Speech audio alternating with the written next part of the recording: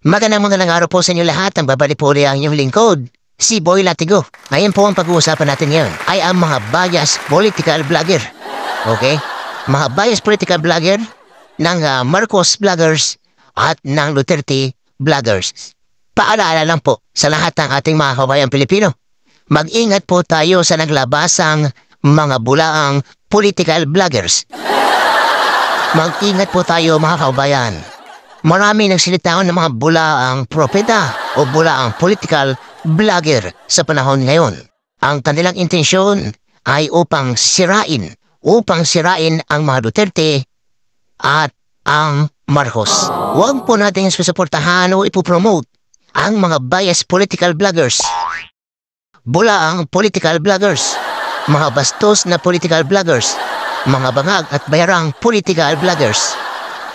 Kung kayo po ay naka-engage o naka-subscribe pa sa kanila, ay sabay-sabay po tayong mag-unsubscribe para hindi na po magtagumpay ang kanilang masamang motibasyon. Talagang sa isang tangat, isang bobo na kagaya mo na hindi nakakaramdam, talagang hindi ka na dapat manatili ba? Hindi ka na kinikilalang Vice President. Bangag! Anong ginagawa mo? Nagkakagulo na. Noong mga nakaraan nga, nagkakagulo sa Kongreso, sa Senado. Wala kang imik. Itigil mo muna yung pagsisigot mo kasi. Ang mga huwad o mga bias na political vloggers ay maaaring magkaroon ng ilang negatibong epekto sa lipunan.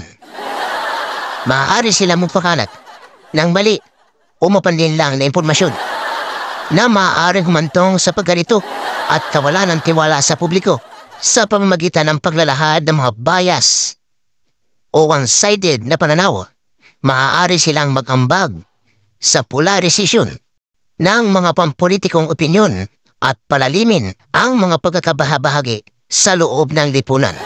Maaari nilang manipulahin ang mga emosyon at pagsamantalahan ang mga takot at pagkiling ng mga tao upang makakuha ng mga suporta o maimpluwensyahan ang mga resulta ng politika sa pamamagitan ng pagpapakalat ng mga maling impormasyon at pagsira sa tiwala sa mga institusyon. Maaari nilang pahinain ang mga pundasyon ng demokrasya at masira ang tiwala ng publiko sa prosesong pampolitika.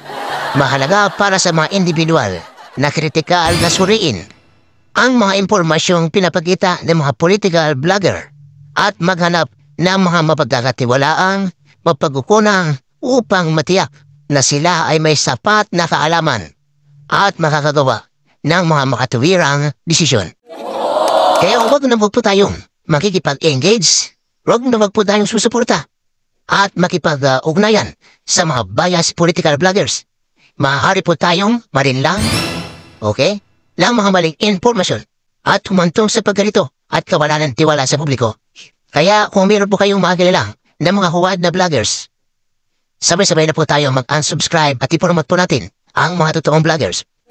Maaaring palakasin ng ilang mga political vloggers ang matinding ideolohiya na humihikayat ng radicalization at po sa ilang grupo o individual. Ito ay maaaring mag-ambag sa panlipunang kaguluhan o karahasan. Maaari din pahinain ng mga huwad na vlogger ang mga may kinikilingang salaysay, ang patas ng mga prosesong pampolitika sa pamamagitan ng pagtataguyod ng propaganda o pagpapahina ng loob sa pagkikipag-ugnayan ng mga mamamayan. Ang mga mamamayang may maling kaalaman ay mas malamang na bumuto o magtaguyod para sa mga patakarang nahayon sa kanilang mga tunay na interes. Ang mga plataporma na nag-host ng naturang content ay maaaring humarap sa baklas o mas mahigpit na regulasyon. Ang patuloy na pagkakalantad sa nakakatakot o nakakahating nilalaman ay maaaring magdulot ng stress, pagkabalisa at pakiramdam at kawalan ng kakayahan sa mga manonood. So ano po ang solusyon para mahinto ang pang-cycle ng mga bias political vlogger?